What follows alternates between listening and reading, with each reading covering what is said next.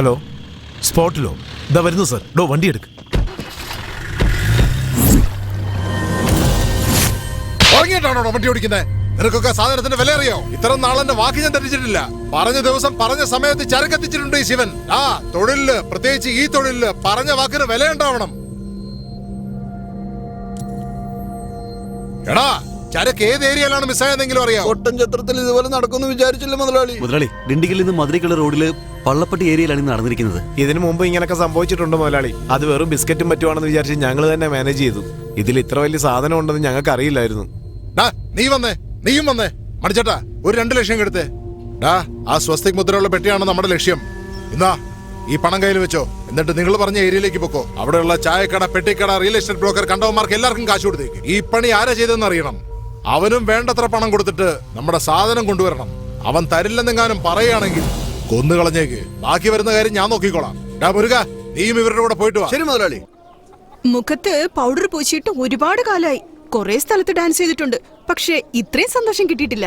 Powder വാങ്ങിക്കണം, കാശിതാ. എന്താ ചെയ്ത്? പെട്ടി നിറച്ചും പൗഡർ അടിക്കാനുള്ള ഡാൻസ് കളിച്ചില്ലേ? പിന്നെയും പൗഡർ വേണോ? ഇട്ട പൗഡറൊക്കെ മാറ്റി കളയണ്ടേ? അതിന് സോപ്പും തുണി അലക്കുന്ന സോപ്പ് പൊടിയൊക്കെ വാങ്ങിക്കണ്ടേ? ഡാൻസിന്റെ കാശല്ലേ അതല്ലേ? മിണ്ടായിരിയടാ. അടിപൊളിയായിരുന്നിട്ടാ. വരട്ടെ. ശരി ചേട്ടാ, മൊയിൽക്കുട്ടിയുടെ വീടോടാ? എന്തേ വണ്ടിയിൽ നിന്ന് ഇറങ്ങി ഒന്ന് ചോദിച്ചൂടെ? എന്താ ചോദിച്ച്? ആ മൊയിൽക്കുട്ടി ബാലയുടെ വീട്. മര്യാദക്ക് ചോദിക്ക. അല്ല പിന്നെ ഈ പൗഡറും ഫോളോ ചെയ്ത് പോയാ മതി. അതെവിടെ തീരുന്നു അതാണ് മുതലാളിയുടെ വീട്.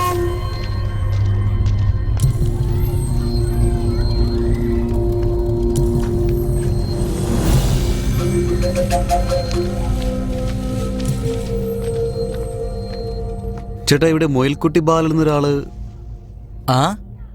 എന്തിനങ്ങനെ വലിച്ചു പറയുന്നേ? മൊയിലെന്ന് ഷോർട്ടായിട്ട് പറഞ്ഞ പോരെ? അല്ലട മൊയിലേ. ചേട്ടാ, അത് നിങ്ങളാണോ?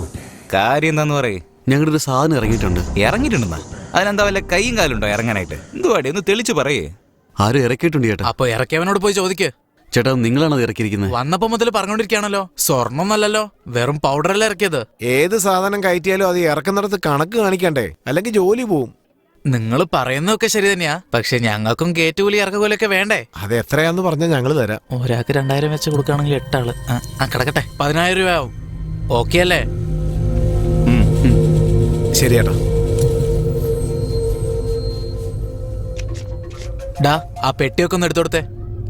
അതെ, ഒന്നും തോന്നരുതേ. പെട്ടിയിലുള്ള പകുതി സാധനമൊക്കെ നാട്ടുകാരുണ്ടോയി.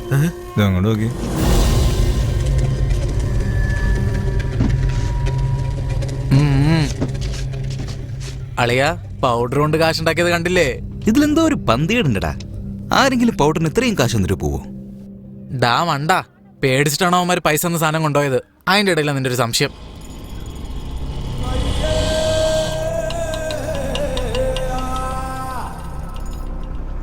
മുതലാളി നമസ്കാരം.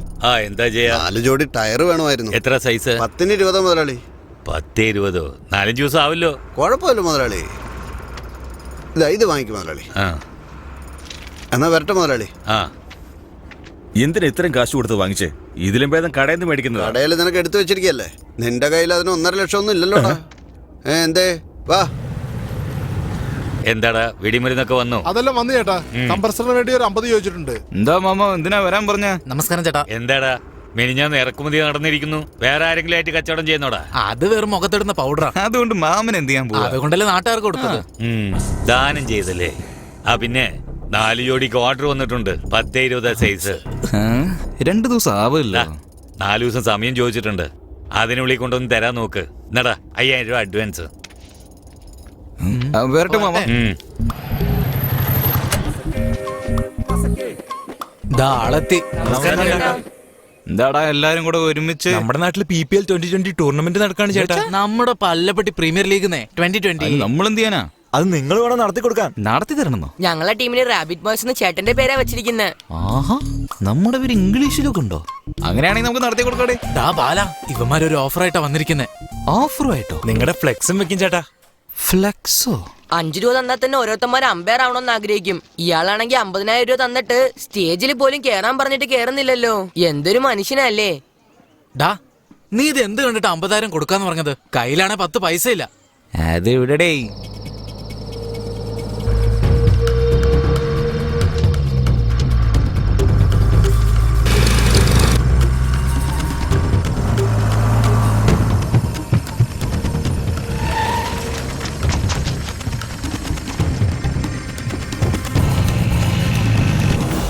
മമ്മോ സാധനം കൊണ്ടുവന്നിട്ടുണ്ട്. ത്രെഡ് ഒക്കെ നല്ലതാണോടാ? ചേട്ടാ എല്ലാം പുതിയതാന്നേ. ഡാ അതൊന്നും തുറന്നു കാണിച്ചേ. റേറ്റ് കുറച്ച് കണ്ടിറങ്ങി തരണേ. അല്ല ചേട്ടാ, പണ്ടൊക്കെ റോഡിൽ രണ്ടു ഭാഗത്തും മരാണേ, അതുകൊണ്ട് പണി എളുപ്പമായിരിക്കും. ഇപ്പൊ റോഡിന്റെ വീതി കൂട്ടാനേ മരങ്ങളൊക്കെ വെട്ടിക്കളഞ്ഞേ. കുറച്ച് റിസ്ക് ഉള്ള പണിയാണേ, എങ്ങാനും പാളിപ്പോയാ പണി കിട്ടുവേ. എന്താടാ സംസാരമൊക്കെ മാറിയിരിക്കുന്നല്ലോ, കേട്ടോടാ. ഈ തൊഴിൽ ചെയ്തിട്ട് അടുപ്പ് കത്തിക്കേണ്ട ഗതികേട് എനിക്കില്ല. ചെറുപ്പം മുതലേ നിങ്ങൾ അറിയാലോ, നിങ്ങൾക്ക് വേണ്ടിയാ ഞാൻ ഇതൊക്കെ ചെയ്യുന്നേ. കൂടുതൽ വേണമെങ്കില് വേറെ എവിടെങ്കിലും കൊണ്ടുപോയിട്ട് വിറ്റോ. മണ്ടോ മിണ്ടായിരടാ, കയ്യിലുള്ളത് തന്നാ മതി മാമ. ഇവന്റെ വർത്താനം ശരിയല്ല കേട്ടോ. അവനോട് പറഞ്ഞേക്ക് സാധനം കൊണ്ടുപോയി കോറി ഗോഡൌണിൽ ഇറക്കി ഓ ശരി മാമു. അതിന്റെ ഒരു മോന്ത കണ്ടില്ലേ? ചേട്ടാ 4 ചായ.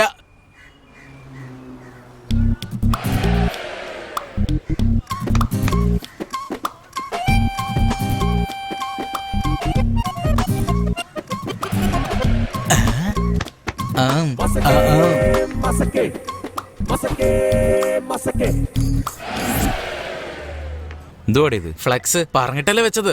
എനിക്ക് വെച്ചത് ശരി, നിനക്കെന്തിനാടാ വെച്ചത്? ഒരു പാലോട്ട് അങ്ങോട്ടും ഇങ്ങോട്ടും വേണല്ലോ. ബാല അടിപൊളിയാ. ചേട്ടൻ ഒരു ചായ പറയടാ. കുമാരേട്ടാ. എടാ മുത്തു, പഴനി, എല്ലാരും ഇങ്ങോട്ട് വാടാ. ഇവിടെ ഉള്ള എന്ത് വേണം കഴിച്ചോ. വേണമെങ്കിൽ 300 ചായ താൻ തന്നെ കുടിച്ചോ. നാട്ടുകാരെ വിളിക്കുന്ന പരിപാടി വേണ്ട. അല്ലെങ്കിൽ തന്നെ വലിയൊരു ബില്ലിട്ട് എല്ലാം മുങ്ങിയത്. ആദ്യം ആ കടമൊക്കെ തീരട്ടെ. ചേട്ടന് ചൂടായിട്ട് ഒരു ചായ എടുത്തേ.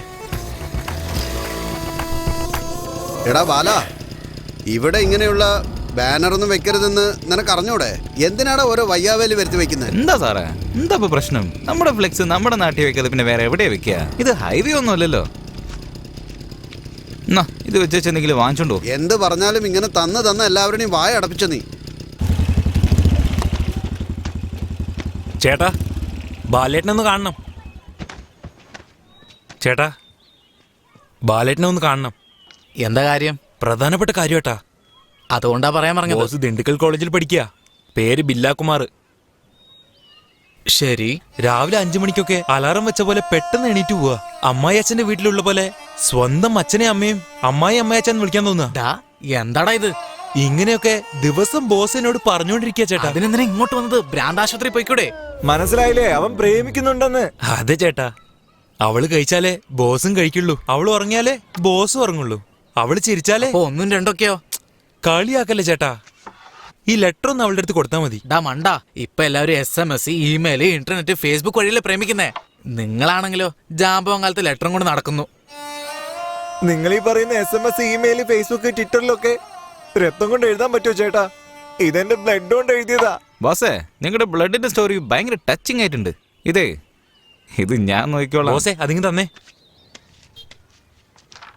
ഇതാണ് ലെറ്റർ. ഇതിൽ 5000 ഉണ്ട്. പണി കഴിഞ്ഞിട്ട് ബാക്കി കൂടെ വാങ്ങിച്ചോ. അഡ്വാൻസ് ഒന്നില്ലേ, ഇനി സമാധാനമായിട്ട് പൊയ്ക്കോ. ചെല്ല്.